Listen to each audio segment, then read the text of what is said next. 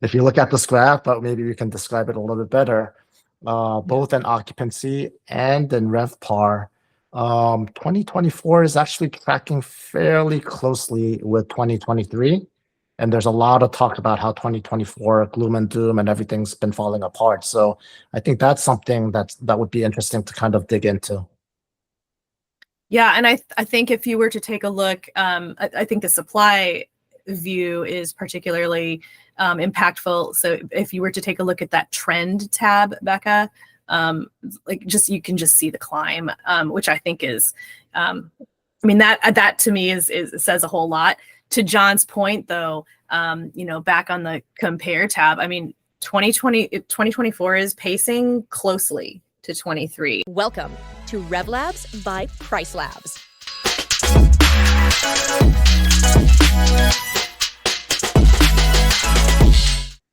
Hey everybody, welcome back to another episode of RevLabs by PriceLabs. Today we are focusing on US booking trends with one of our new Revenue Radar episodes. We will be doing these episodes, I believe, monthly with our two star guests, John On with TechTape and Sarah Franzen with RevZen. Would you all want to introduce yourselves and give a little bit of background? Sure.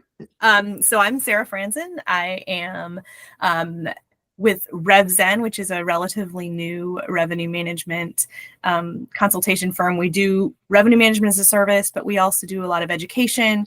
We just added a data science arm to us. So we're doing some case studies and cool research and stuff in our industry and a little bit outside. So I've been doing this for about a little over a year. And prior to that was in also revenue management and analytics with Natural Retreats. And prior to that, hotels. So I've been in the hospitality industry for a couple decades now, which is weird to say, but that's who I am. All right. And my name is John On. I'm the founder of TechTape, and we provide revenue management services as well as tailoring your short-term rental tech stack to really fit what you need to do. And so we've been doing this for a few years, and I'm really excited about this conversation. Awesome. Cool. Well, today we are focusing on US booking trends. So we're going to sort of start high level looking at what's going on in the US. And then we've chosen a state that we're going to sort of do some deep dives into. So we'll look at Florida today. We'll look at Florida as a whole, take a look at a couple of the KPIs going on there, maybe talk a little bit about some of the drivers that we're seeing to those trends.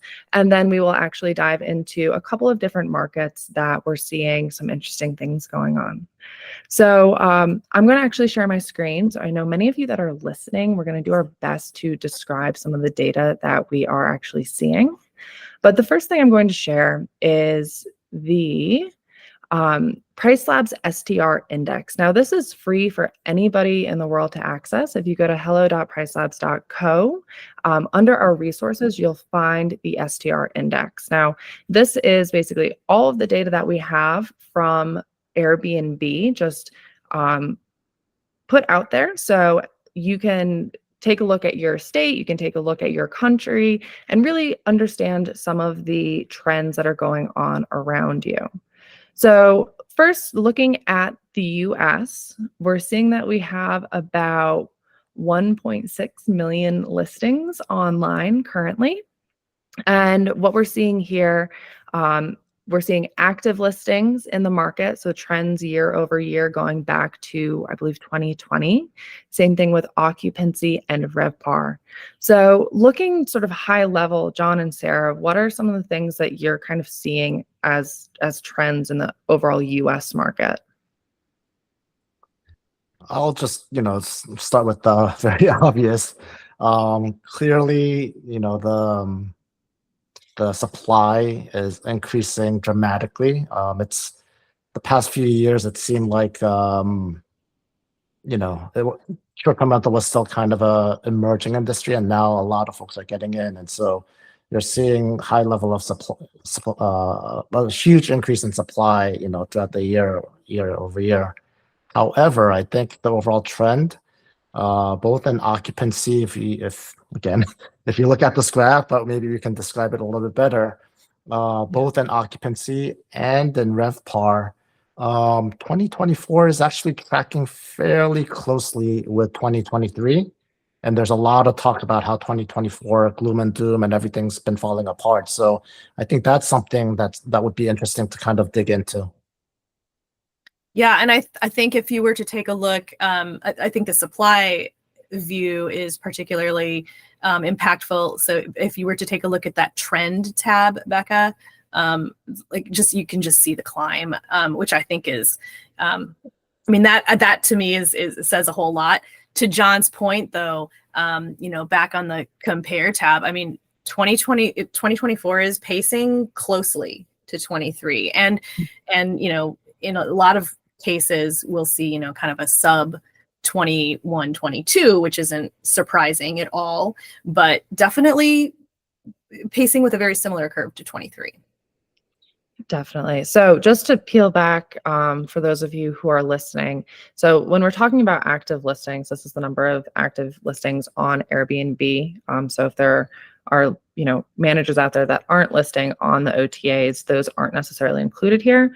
But for example, our first data point is in April of 2020, and there's about 855,000 and change active listings in the market. And as I said, sort of at the beginning of the episode, we're currently at about 1.6, almost 1.7 as of August.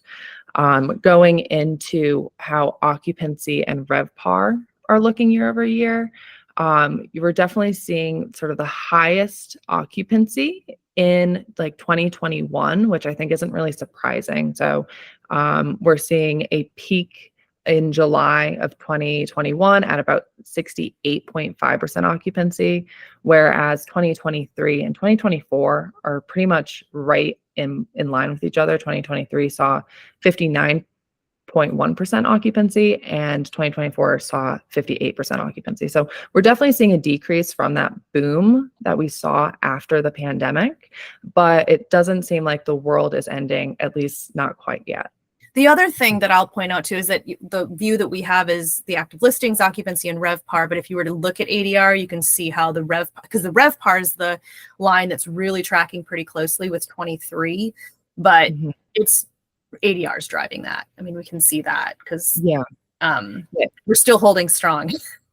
Exactly. ADR. So no, definitely. So occupancy is about the same, but ADR is a little bit higher, meaning that our 2023 RevPAR is pretty much right on track.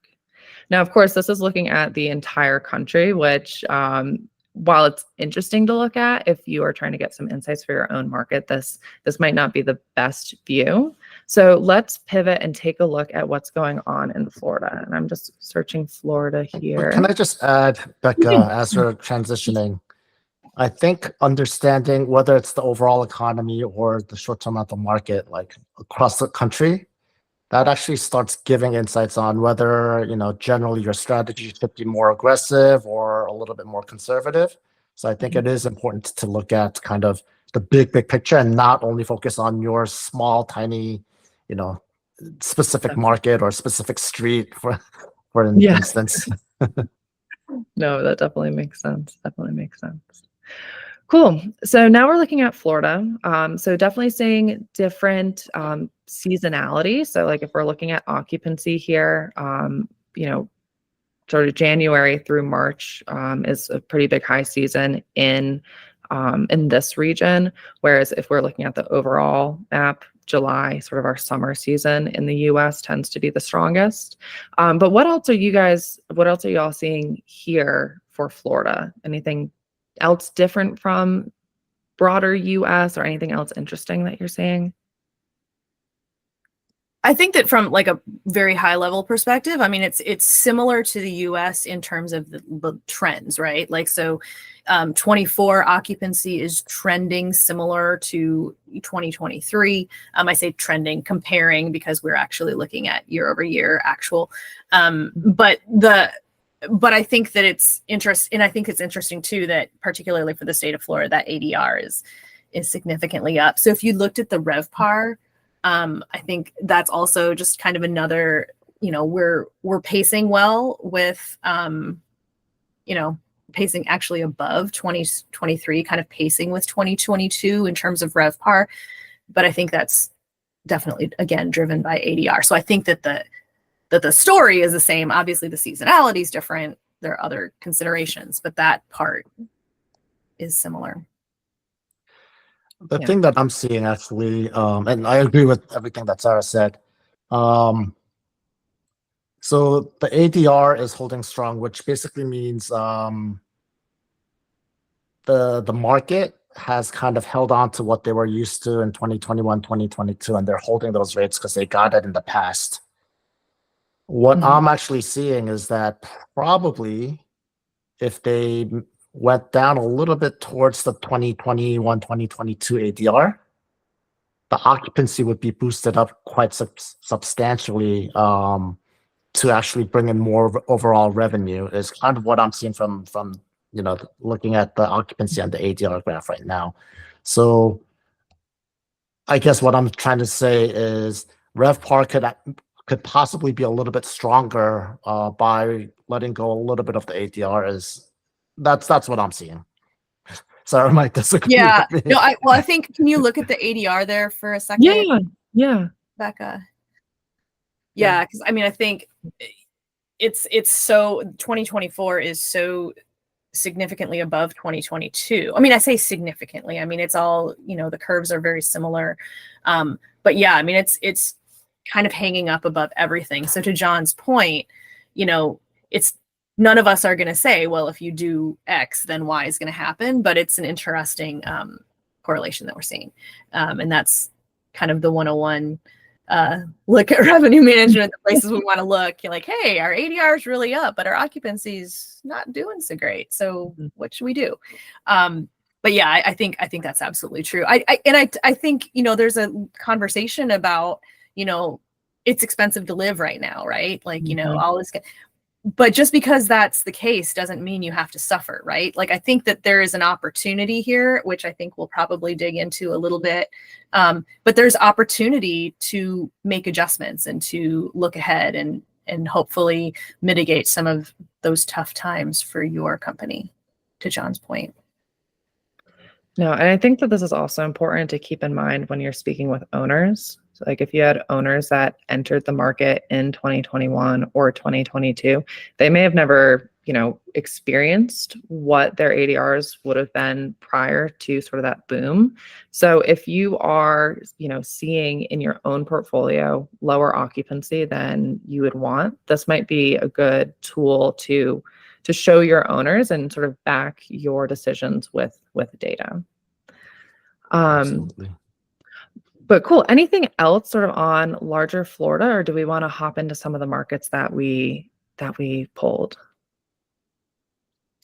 I'm good. We could dive in. Yeah. Cool. So let's dive in. So what we did is we pulled a couple of different markets. We looked at Palm Beach, Florida. We looked at Miami. We looked at Orlando, and we looked at sort of the Destin-Miramar area. So obviously each of these markets is going to be very unique in sort of the drivers as to like why people are visiting them, and just generally the supply. Many of these markets have all seen pretty big increases in supply, but some more so than others. But looking at the data sort of high level, when you were sort of exploring these market dashboards, what were some of the main takeaways that you saw, like differences between each of these markets? You want to call on us? Are you volunteering, Sarah? Yeah, I'll start. So to full disclosure, I really kind of looked mostly at the Orlando and the Destin markets.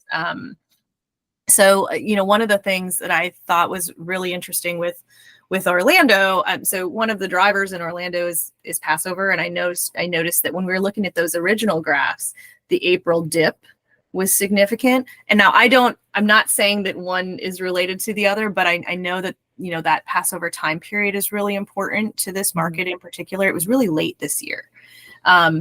We saw that dip in April. So, one of the things that I always look at when I look at trends or pacing, or what are those things that are changing every year? What are the things that we rely on? And so that was the one thing that I noticed with Orlando. Kind of the same thing with Destin. It was that April dip, that April time that took a dip, in terms of what was going on. I know Easter was later, earlier this year versus previous years. So those kinds of shifts are the things that I'm going to look at in terms of when I'm drilling down.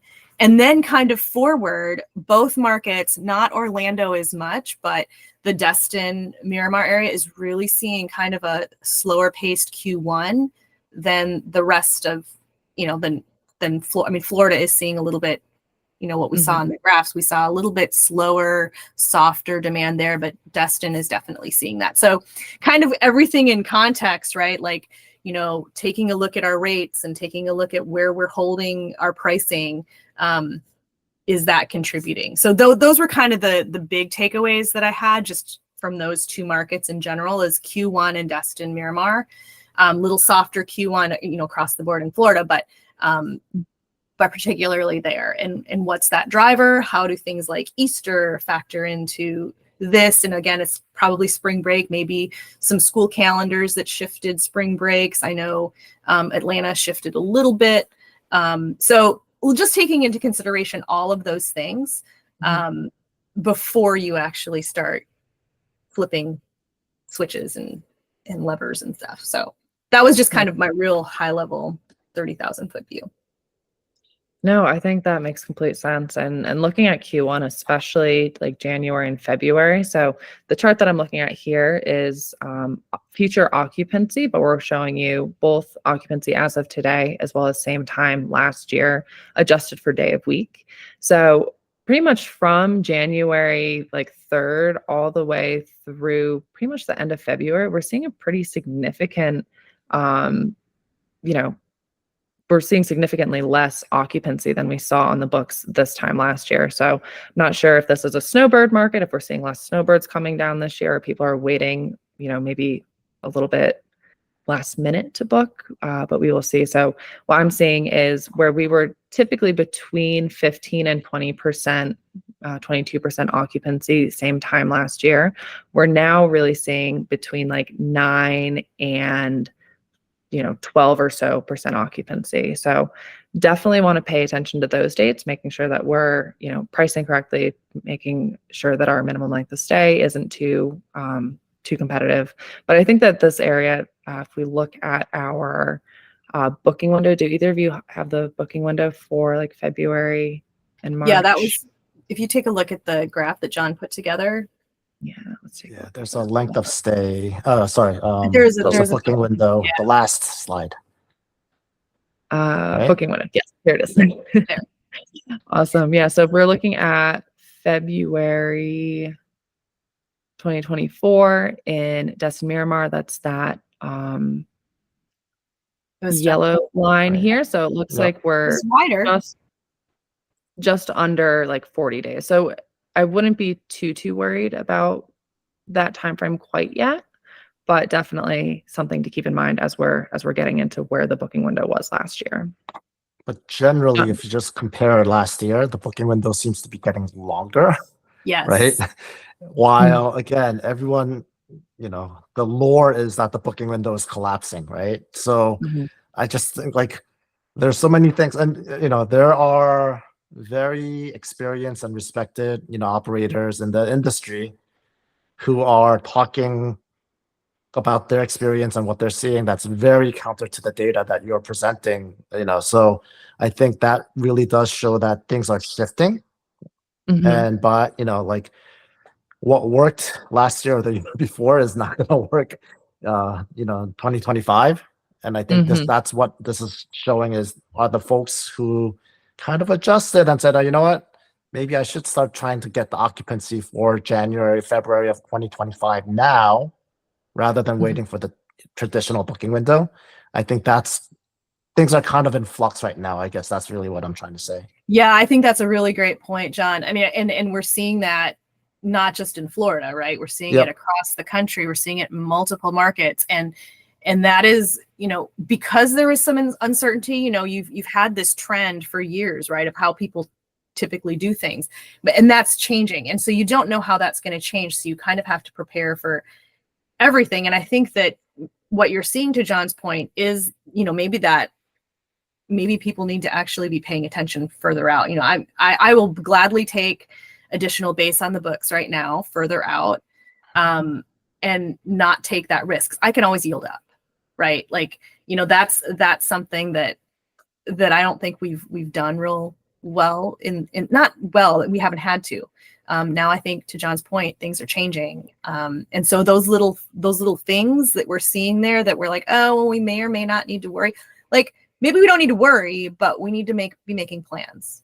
For what could be down the road. And this is not Miami specific or Florida specific, but to Sarah's point, especially for larger operators that have lots of properties, like if you think of it as kind of a dollar cost average in investing, right? You want to get some occupancy at some rate far out. You could play last man standing for some part of the portfolio, so that you kind of average out to kind of what the market will do. Of course, you can hit a grand slam by just going all in on last man standing, but you could really strike out that way as well. And yeah, so because I think, take a look at the demand, year over year. I mean, some of that, that's kind of softening. So if Yep. you're holding out for something, I'm not necessarily specific to this market, but like if you're holding out for something, it just may not actualize. Yep. So that risk just becomes a lot riskier. and that's why, like, this STR index, as well as the market dashboard, it provides that kind of foresight, right? Data's not going to tell you what's going to happen, right? There's no crystal ball, but it does tell you what that differential is, and you get an indicator of what might be coming down the road. And I think that's really what's very helpful here. Yeah, that's a great point.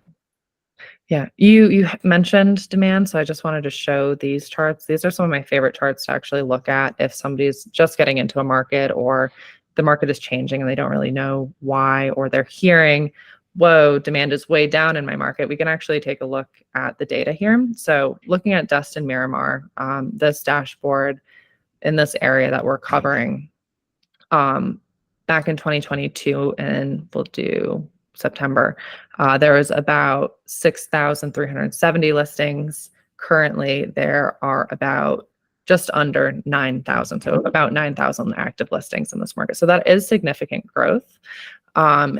But we're also going to look at the average bookings per listing, because this gives us a little bit of an idea of demand.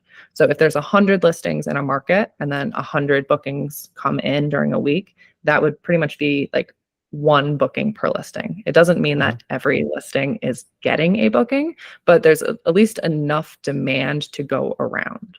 So if we're looking at sort of like we were looking at like January and February, back in 2023, we saw 3.02 and then 3.01, so about 3 bookings per listing.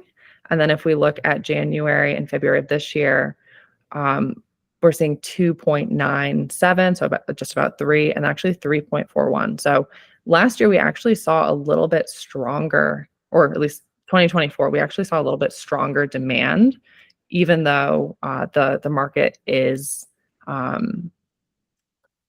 growing pretty significantly. So again, this is also another data point to just sort of stew on and think about as you're making those plans for this upcoming high season. Yeah, and I think the other thing too, I mean, that all that is like super good. And I think the flip side of that is like what John was saying is data's good. It helps you understand trends. It shouldn't necessarily look at this graph and be like, oh, demand is X, so I'm going to do Y. I mean, there's a lot more that you need to be looking at there, because obviously, within Destin-Miramar, I mean, there are so many different stories. How many listings are there? There's probably that many stories. So, just keeping all of that in mind and kind of And to John's earlier point about like understanding overall US trends, economic trends, I mean, that's really important too. I mean, we should be looking at those things, not just, you know, the KPIs that we're seeing here, which are really good, but, you know, to give us additional context and give us real trend, you know, information about, you know, what's outside of our bubble even is super important. And that's where that's relevant. No, I'll add and one something that more- you're, sorry, go on. So I'll add one more point to that, right? About like being informed by the data and not driven by the data. You know, if you have 1,000 listings, you have 1,000 stories, is what Sarah just said. Well, with each listing, like the owner, if they had like 3 strong months, you know, they may be way more gung-ho and say, hey, let's keep pushing it. While if another owner had like 2 or 3, you know, slower months, they'd be like, you know what, let's accept that, like, you know, lower booking to like get occupancy, right? That's in the same exact market. So that's yet another variable that is not in the data, right? And this is where, you know, people like to say the art and the science of revenue management or whatever, you know, anything that, right? But there's a lot more than just what the data says. But the data really helps to give you what are the trends that are going on. Right. And then apply all these other factors that don't show up in the data. And that's how you come up with the strategy and the approach and everything. So that's exactly what I was going to say. This should help form your strategy. This should help form what you're going to do. And then you might have to pivot, right? Your tactics may have to change. You may have to do different things. But this should really, I mean, there is so much information in these market dashboards by market. So there are so many things that you can use here to help you kind of design this comprehensive strategy that will help you, you know, as you move forward. So I definitely, I think that this is great. I think that, you know, the way that we use it needs to be thought through and pivoting is perfectly okay. Yes. It's not to say you don't have to be like, no, this means I'm wrong, right? Like you can absolutely pivot like constantly. We're wrong all the time. Exactly. We like they're not failures, they're learnings. They're learning. Exactly. And like the data that you have today is not the same that you're going to have a month from now. So as you are learning more, as the market is giving you more, you know, if you're sticking to, you know, a strategy that was pre-informed with old data, then that's more wrong than pivoting. So I absolutely love that. Let's talk about, you know, data today versus data tomorrow, right? So in Miami, Taylor Swift is coming, right? Yeah. As of now, let's look at the data. Is that really reflective, or is it, you know, kind of you know, has the market kind of caught on, like aren't really paying this, you know, phenomenal prices? So show us. Yeah. So great one. just zoom in right here, September through January. Taylor Swift is coming October 18th and 19th. So you definitely see that big boost here. Especially that's occupancy, right? This is occupancy. So what we're seeing is for October 19th, currently there's about 56% occupancy on the books, whereas last year when Taylor Swift was not in town and it was just a regular weekend, we had about 24% occupancy on the books. But considering we are, you know, less than 30 days out, we still have, you know, 44% of the market is still unbooked. So what does sort of this tell you all about Taylor Swift, about the impacts here? I'd love to see the ADR, but what I think is when it was first announced, a bunch got booked, probably at a relatively lower ADR. This is just my right, and then a lot of folks overpriced, right, and then now it's kind of stabilized. It's kind of my hypothesis. That's the pricing, right? Can you throw that median in there? Yeah. Just gonna zoom in here, and then we're gonna throw in our median booked price. Oops, and of course that reset it. Love that. There we go. And we'll just zoom in again. Boom. So really, it's like it's so funny because it's like kind of hard to see where that data is. It's so obvious on the occupancy chart, but when Mhm. you're looking at the median price, let's see, we're seeing about for October 18th, the median booked price is about $206. Mhm. And for comparison, the weekend before it's 168, and the weekend after it's 183. So that's not like the 200% increase that, Yep. we've seen sort of in the past with Taylor Swift concerts. Yeah, and it would be interesting to see, like, from a geographic standpoint, like where that demand is, like to the venue or to other things. If you were to shift that bedroom filter down, because we're kind of Yeah. looking at everything, so that could be an indicator too. Like maybe these are Mhm. families coming in, a couple, girlfriends and things, and they're probably not booking the big ones. Yeah. But you see something. That Sorry. is also one of my favorite things to talk about when looking at data is segmentation, not only your own data, but also just market data in general. Yeah. Because you're right. Right now, we're looking from everything from rooms to 13 bedrooms. And, maybe if, you and a couple of your girlfriends are going to Taylor Swift, you might not need, a 6-bedroom house. So that can definitely impact the trends as well. I think that's a really great point. I think the other thing that would be interesting, maybe in our next month's episode to look back on just briefly, is again, there's the hurricane, hitting Florida today. Yeah. And so especially occupancy, maybe not ADR, but occupancy, it'd be interesting to see where that ends up after the fact.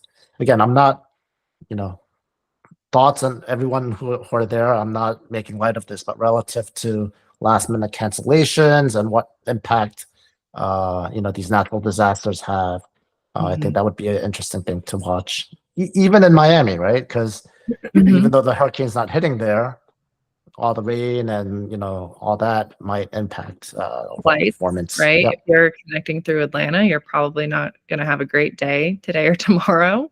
Yeah. It definitely could interrupt or even unfortunately cancel any plans that you had. So no, I think that definitely makes sense. Cool. So another market that we haven't really talked about too much is Orlando. I know Orlando is a pretty big market. We have sort of a small slice of it here, but any main takeaways that you all saw in Orlando that we wanted to talk about? The only thing that I really, that I would emphasize is not just for Orlando, but kind of we talked about it earlier, is that you can have so many different variables in a single market, and even within a submarket. And Orlando is very much that. Kind of the same thing with Destin-Miramar. You go down the road a little bit, 30A, and that story is a little bit different than what we are seeing in Destin-Miramar. So I think, on a high level, this is super great to understand what's going on in the market, to understand what you need to be looking at, but then to also understand that there are certain things that are going to affect even different parts of this market differently. I brought up Passover. That was the one thing that when I saw that April dip, that was the thing that just in my mind, I was like, okay, so how did that perform year over year? And it didn't. I mean, if you looked at performance year over year for Passover this year versus Passover last year or even 2 years ago, it was very different. So in those things, affect, a monthly KPI, right? Like, so if something is later in the month, I think we're probably going to be dealing with that with Christmas this year too. But I mean, those kinds of things impact. And when you take a look at how that affected things year over year, month over month, versus the previous year, I think those are the things that we really need to kind of be looking out for as, when we're sitting in our seats doing what we're doing, is not just thinking about how those different KPIs relate to each other, because they do obviously, but what's driving those. And I think that in a market like Orlando that's so big, with so many different drivers, it's relevant. So that's all I would say about Orlando. And I realize that's not super granular. No. Actually, I think that for me, out of the 4 markets that we're looking at, Orlando is the one that seems consistently stable, right? Like, for example, like Destin, if you look at the RevPAR between 2023 and 2024, during the summer, it grew actually, quite noticeably. But Orlando seems to have stayed fairly stable, and I think that's to Sarah's point. There's so many drivers. Becca, you have an odd face. Am I reading the data wrong? No. A learning for next time. I'm going to memorize which tab is which for each of these reports. I'm trying to switch back and actually show the data that you're looking at, and I keep showing the wrong one. So no, what you're saying completely makes sense. Right? I'm sorry. So I think this supports what Sarah was saying, is because there's so many drivers, right? It's not just like one or two driver. That, to me, that kind of makes sense that, it's a little bit more resilient. At the same time, you can rent a 8-bedroom house for like under $200, which blows my mind. But like, fine, I guess you could do that, right? But for me, that's what I see in Orlando overall. That's my overall takeaway. Yeah, and I think that a lot of times that certain things are driving these trends that we're seeing. So it can look really stable, even though, to our earlier points, there might be some homes that are having a really rough time because they're not, they're just not fitting the bill of where the demand is, or, what have you. So I think you get a bigger sample, and not that there's not a huge sample in Destin-Miramar, there is, but there's room when smaller things change, it affects the whole less. So that's also something to be aware of. No, that definitely makes sense. Last thing to wrap it up. I did want to pull just a little bit of data on the Electric Daisy Carnival in Orlando. So for those of you who don't know, this is a really big music festival. It happens every year. Now, something that's a little bit different in this data than the Taylor Swift data is that we know that Electric Daisy Carnival happens every single year. And when I was looking at this, I found it to be very interesting. So if we scroll down here, if we go to this is November 10th. So we can see November 10th, we've currently got about 67% occupancy in this market. So November 9th, November 10th, that's the dates of this festival. Huge bump compared to the dates around it for sure. Now, if we look back to November 10th last year, so it was actually 11th and 12th last year, we are seeing this time last year, we were about 60% occupancy, and we ended up at about 85% occupancy. So we're pacing ahead. So this date is actually performing really strongly. If we look at this market, it's also seeing a ton of increase in supply. One thing that I found very interesting, though, is if we look at our average, our median booked price for these dates, is that the price is significantly lower this year.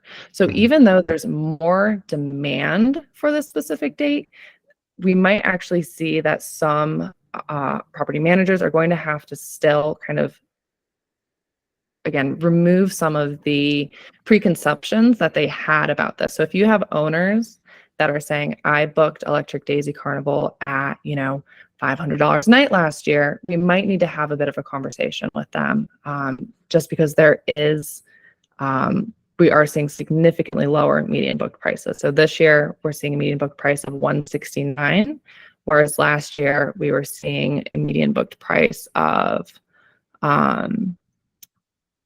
$182. And typically, as the dates get closer, we see the median booked price even decrease even further. I'm not sure if you all had a chance to really dig into this, but just sort of with that overview, any sort of initial thoughts on EDC Orlando? What's interesting, and again, it'll be interesting after the fact. Yeah, exactly. The overall trend is, the overall dates around it seems to be noticeably down from last year in terms of occupancy, right? So we'll see if it picks back up to kind of that around that level. And you can also Um, see the distribution of prices too. I mean, you still have some astronomical prices this year.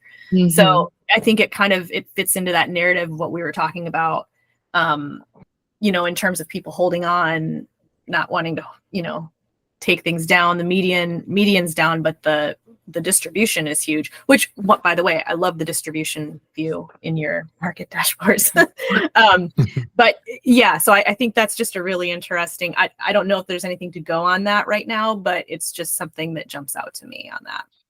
well, the other thing, both of these graphs, both for Miami and here, looking at the median booked price, when you look at that, it's actually, towards the lower end of the market, right? So it shows that there are a lot of people that are holding out on a lot higher prices that may not materialize. At least that's how I'm reading Mhm. reading that. Exactly. You said that a lot better than I did. I think you said You it. said the same thing I was trying to say, but you Oh, man. clearly. Sorry for repeating. No, you clearly did not. I did not say that. No. Well, very cool. Well, this is pretty much everything that I had to discuss. Is there anything else that we didn't touch on that you guys wanted to, maybe a final takeaway of some sort before we wrap this up? I think this is a lot of fun. Yeah, I think a lot of people like looking at graphs, like how fun can that be? But getting the input and feedback from Sarah, Becca, I think this is great. So I'm looking forward to the next one. 100%, 100%. So thank you everybody for joining us for another. Can I say one more thing? I'm sorry. Oh, yeah, please. I'm gonna put my camera on if it'll come on. I can try. I just want to say I'm wearing my Dharm shirt. It's about Dharm time. Yes. It's coming. Please, if you haven't already signed up, you don't want to miss it. I can't speak for them, but it's my personal favorite conference of the year. We're looking for speakers. We're looking for folks who are interested in chatting about revenue management on a stage. It's very, very friendly. It's not intimidating at all. So if you're interested, please reach out. We'll make sure that we post along with this. We'll make sure we post some information on that. So I wanted to just kind of give a shout out because it's coming. It's going to be here before we know it. I completely forgot. So for those of you who don't know, it's the Data and Revenue Management Conference for the vacation rental industry, and it's really great. It's pretty intimate, even though it's a larger conference. You really get to meet a ton of great people. We're doing a mentorship program this year. Sarah and I are actually working on some of the tracks for the education. It's really incredible. Again, if you haven't looked into Dharm yet, so Dharm, D-A-R-M, you definitely should. What are the dates again? It's the second through the fourth. Second through the fourth, right? Destin, one of the markets we're just looking at. VRDARM.com, I think. And I will say across the industry, if you're not familiar, Dharm is considered one of the best conferences all the time. So definitely, and the food is great. He does a great job. Yeah, so we hope to see you there. We'll talk about all sorts of things like this there too. So, but cool. Also, John and Sarah, I don't know if you want to just give a shout out again for your companies and maybe your socials before we sign off. Go ahead. RevZen, that's me. And I don't even know socials. I'm on LinkedIn. You can find me. I don't know. Social is not my thing. I do nerdy data stuff, but you can find me. Just look for RevZen. It's good. John probably knows all of his. Well, no, I don't. Well, so I am very active on LinkedIn, so you can find John or TechTape on LinkedIn. Yeah, our website is gettechtape.com if you want to learn a little bit more. But yeah, this is I do have a website, so that's RevZen.com. That's easy. I can handle that kind of thing. Awesome. Thanks, John. And if you're interested in any of the data that we looked at today, you can check out the SDR index on hello.pricelabs.co or access market dashboards through our tools. If you have any questions for PriceLabs or any feedback, or you just want to say hi, you can always reach out to us at support@pricelabs.co. You can also find us on social media at PriceLabs. But y'all, thank you so much for a great episode, and I'm so looking forward to next month and continuing this little project. Awesome. Thank Thank you, you. Becca. Thanks for having us.